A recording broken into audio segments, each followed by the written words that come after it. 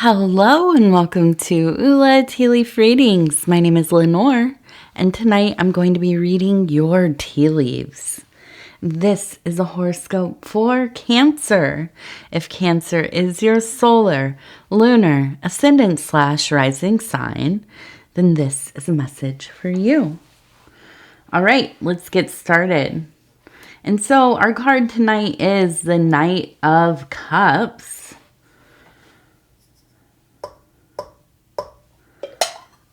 And I like this card so much. It reminds me, it makes me think about working on emotional intelligence, right? To become, a little more learned in my emotional sectors.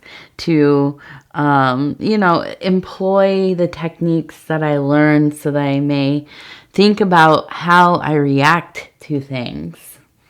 Where I am pouring that cup, and what am I pouring it into, basically. All right, let's go ahead and take a look at these tea leaves. And if you have not subscribed yet, please think about doing that. You can hit the little bell.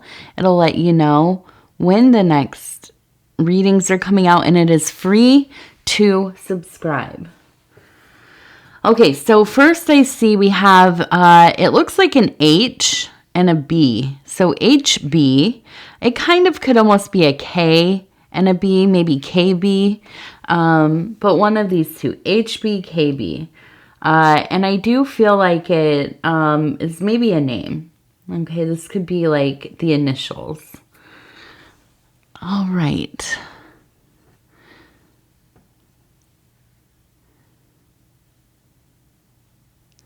So this is an interesting little image here. We have, let me see if I can move this light over a little bit.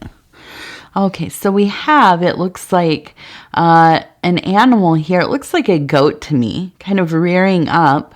And we have a little dog right here. We have a person who is holding, it looks like a baby goat. And then we have a large goat over on this side. Okay, kind of also rearing up. So it almost feels like it feels like somebody coming in and pulling this baby, and I can't think of what is the name of a little goat. Is it a kid? I can't remember. No, I think that's a fox. I can't remember. A baby goat. I thought a ewe, but that's I think a female sheep. I don't know. I should know this. My daughter loves reading about animals, and I should know, but I don't.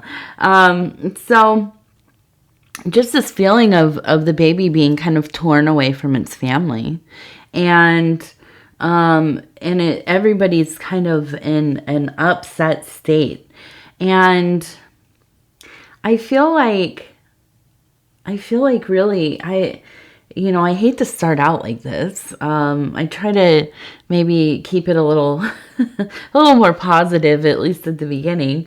But it does feel like this sense of maybe never really fitting into your family dynamic, or maybe just, in your friends group or in society as a whole. Never feeling like you really have that place. And maybe it was that when you were young, a kid, child, young, you kind of you felt more able to navigate social situations or your place within the family. I think so often we treat young children with such regard, and we dote over them. We, go out of our way to be so encouraging and inclusive, and, just kind of wrap them in this sense of love. And then as they get older and they start to, have their own opinions and they have their own mindset to things, they don't necessarily conform or are not compliant all the time, or maybe they, just for whatever reason, don't fit in totally into the culture of where they're at. And, you know, it can become, it's like a very kind of brutal awakening of not being accepted on this, you know, wide level as you are when you're really, really young. And it can be, I think, probably very difficult. And you carry that through life, you know, I feel like it could almost be like a rejection and feeling quite alienated, othered, and singled out, maybe, you know, especially if you're in a family and you have siblings or peers, cousins and things, and they all kind of go one way, and here you are, you know, quite different, and nobody really knows how to talk to you or how to include you. They don't even know if you want to be included, you know, and at some point they stop asking. And, you know, that can feel maybe pretty lonely, you know, and to feel rejected. So I look at this and I feel like, you know, there is a sense of you know, being in this place of being wounded by it to some degree. Now, I think that you can also,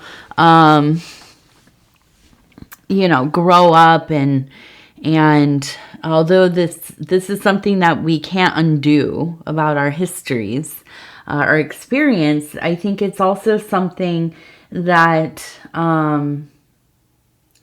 it can become a strength if you know how to navigate the world, your life, and be comfortable being an individual, doing things alone. I mean, it's really surprising, you know, how many people in the world just, they don't know how to be by themselves, you know, and now we have access to connecting with people, or at least the perception, you know, these parasocial kinds of relationships that so many of us have.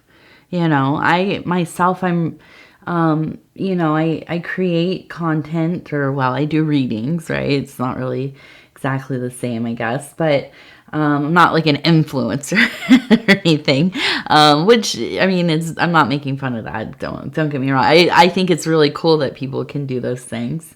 I'm not that charismatic or interesting. But you know, I myself, I watch like a lot of, I like comedy podcasts. I'm like one of those people, yeah. And so I have my own kind of parasocial, you know, thing going on. I know all the drama about the you know, comedy world. Not all of it, but some of it, right? And so, you know, we find ways to cope, right? And, you know, for some of us, it becomes kind of a superpower in a way, you know, being able to spend time in the world without needing to be kind of tied to any certain thing. We're not belongers, right? And I look at this and I think, you know, it is almost a trauma in the beginning, you know, but played out over time. And I think this also happens, you know, when people are bullied, when they're kids, you know, and I think we all kind of get bullied here and there. But I think for some people, you know, it is really kind of something constant in their story. And it's awful, you know, obviously the terrible thing to happen to anybody.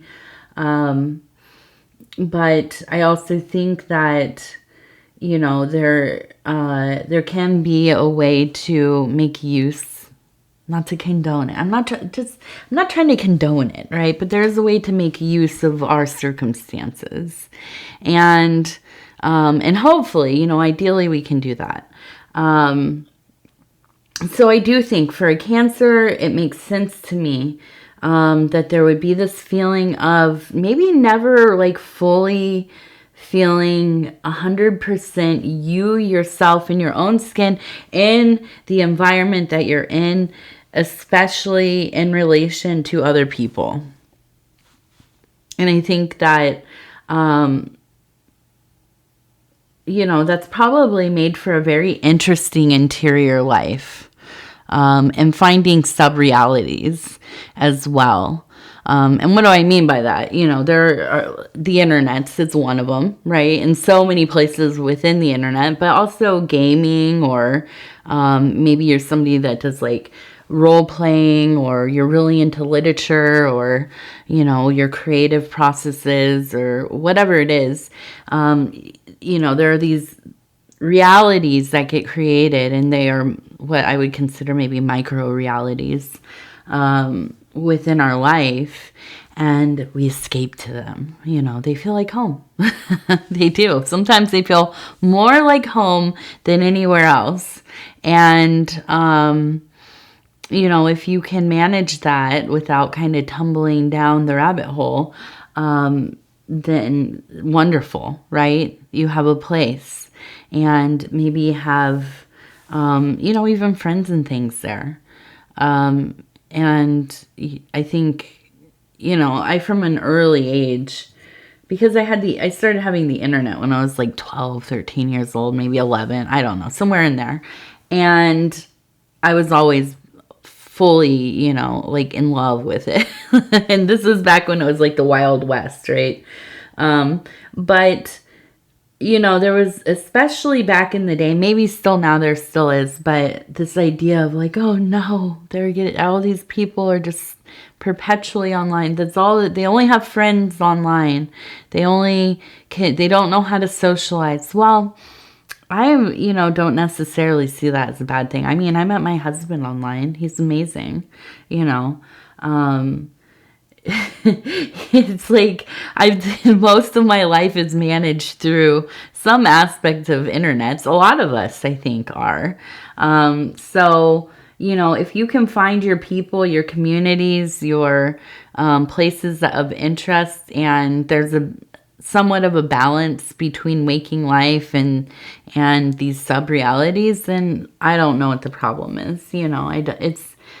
It's not a bad thing. So I feel like, now here's the other thing with this, is that we have the Knight of Cups, and I feel like this is kind of, it is very influenced by these experiences of hardship, of ordeal. There is an empathy. There is a care one takes with others, with themselves, when they have the Knight of Cups. There is a sense of, courteous living, and being a healer, being, kind of the quiet strength in the room, right? And so to me, this all makes sense, that this energy would come up with that kind of beginning. Now I see we have the green man here. Eyes, nose, it looks like kind of a leaf, a leaf face. So one of my favorite symbols, in its many variations, definitely a wilderness god. Also, I just love because I do, tea leaf reading and scrying of other kinds as well, and divination and things. And I'm gonna say it, I don't know if I'm saying it right, but I really love the phenomena of parabolia, I think it is. And this is where we see faces everywhere we look, because our brain is kind of scanning for anything that kind of looks like it's oriented in the same pattern of a human face or an animal's face. And so it's really interesting in these very lush parts of the summer or whatever season, depending on where you live, where there is a lot of foliage and a lot of plant life really thriving. And you can look out among, the tree line and, begin to kind of almost see those elemental spirits out there kind of staring back at you. And so when I look at this, I feel like it is kind of the calling of deep summer. This kind of almost, intoxicating feeling of those warm and humid and kind of plump days. It just, everything feels a little bit kind of moist and maybe sweaty or velvety and full of life and at its, ultimate peak, its prime. And there's a little bit of madness that goes with this time of year. There are stirrings. There are, like sensualities wanting to be expressed. These are the times we fall, in love. These are the times that, our creative drive really takes over. These are the times where we live in these very dreamy spaces. And we are very much, I would say, close to our primal instincts. And this is why, in the very hot months of the year, the crime rates go up and things. People really kind of lose their inhibition, for one reason or another, but it really does become more of a trend in the hotter months, for sure. So I feel like there's a sense of kind of a longing for these more kind of bacchanalian evenings and, well, maybe afternoons and evenings. And I can see you, really kind of looking forward to these times where I can almost imagine kind of running, barefoot through the tall grasses, and as the sun begins to sink and the bugs are beginning to, vibrate at a intensity, and the crickets begin to sing their songs, and the fireflies or light bugs kind of start to dance around, and it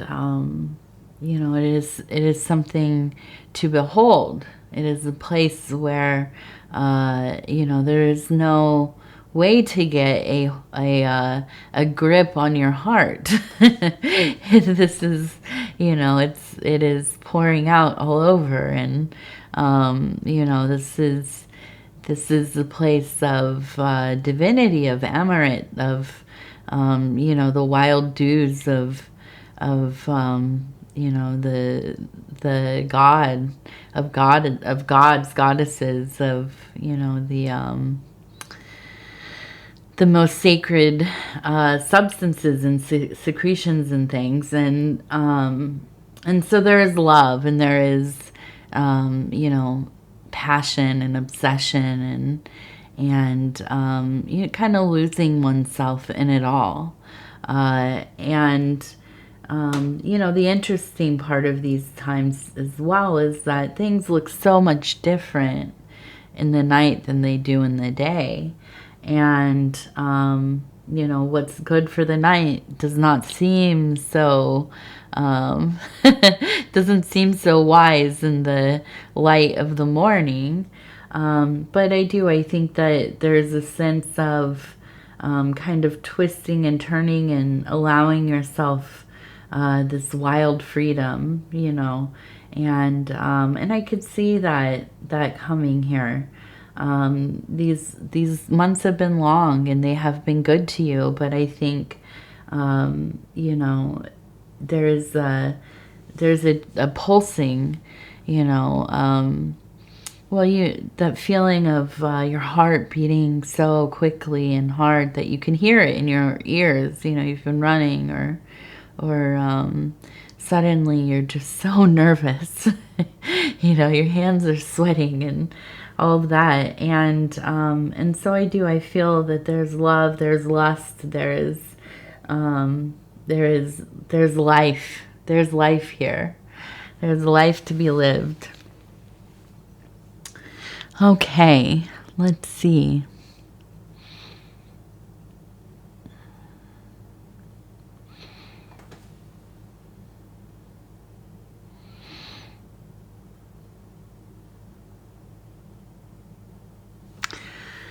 So it looks like we have a flower on this side. Okay, you can see kind of the petals here, and here would be the center. We have a dolphin, which is a symbol of great psychic abilities. We have a face here. You can see the eyes, the nose, the mouth. We also have a face here. This one looks a little angry. But up here we have a bird deity of some kind. It almost kind of reminds me of a jinn, maybe, which is a kind of species of intelligences. They're elemental. They're related to ash. They're kind of mixed in with that concept of the genie, but not exactly the same thing. They are of a variety. They're not demonic in the way that we think of. All demons are kind of these malevolent entities. The jinn are have a variety of, you know, benevolent, malevolent, and pretty neutral. They just don't really care about the affairs of humans. And they live among us. They dwell in places like homes. And I've read that, interestingly, they like putrid places. So rooms in the house, kind of like bathrooms and things, are related to them. So I almost kind of, I almost feel like there's kind of a visitor in your life, maybe in your home. This great psychic ability here. Also, it looks like we have a morning glory. Okay, so I kind of feel like this is almost a sense of maybe like delirious dreams, kind of a feeling of delirium.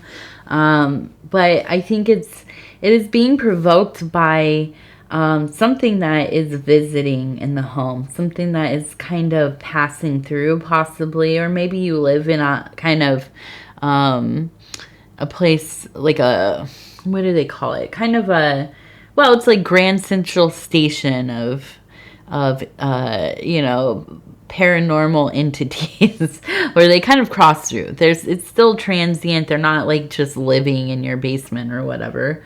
But they kind of come and go, right? And there's a lot of activity. Well, I feel like there's something like this. Now, I feel like it is disturbing your living just enough that maybe, you know, at times you find it quite interesting.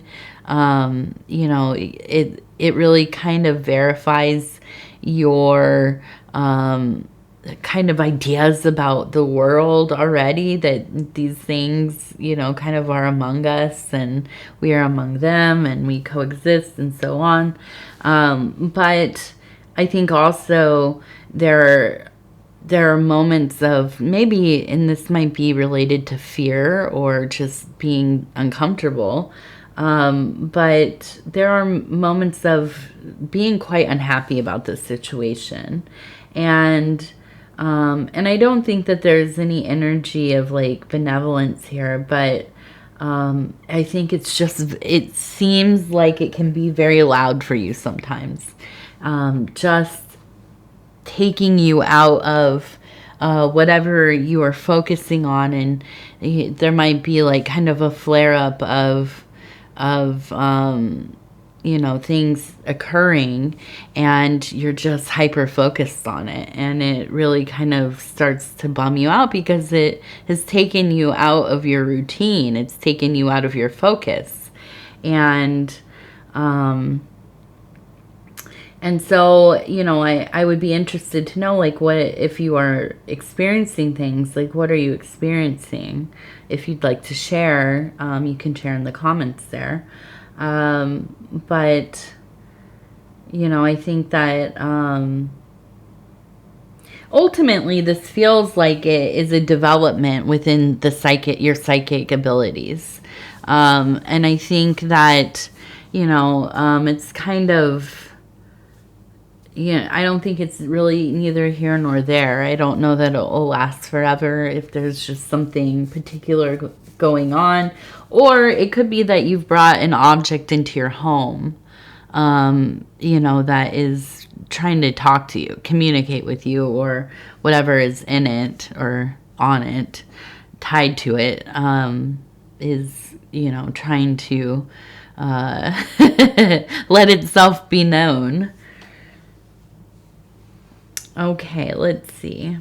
Now we have a butterfly.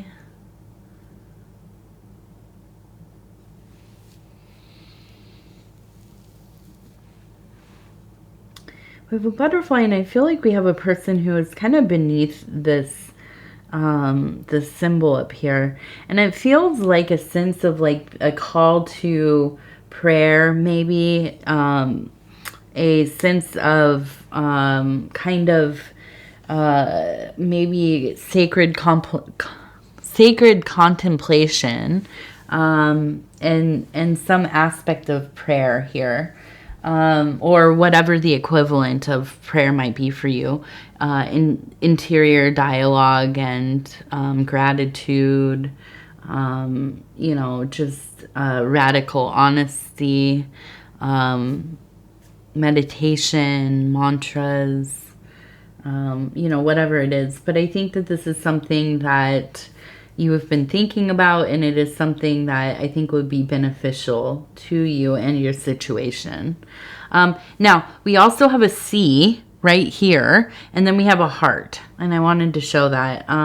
It seems like something there, some kind of fondness or love for something that has to do with the C name, or maybe a descriptive word, something that, you would think, oh yeah, they're really cute. Or what, I don't know, something. Okay, let's take a look. We have the Dreamer's Deck, 40 affirmations for pursuing your dreams. I'm going to go ahead and we'll just flip through here. Stop where it feels right. And it says, I know that I am the only one who determines how my story unfolds. I am the main character.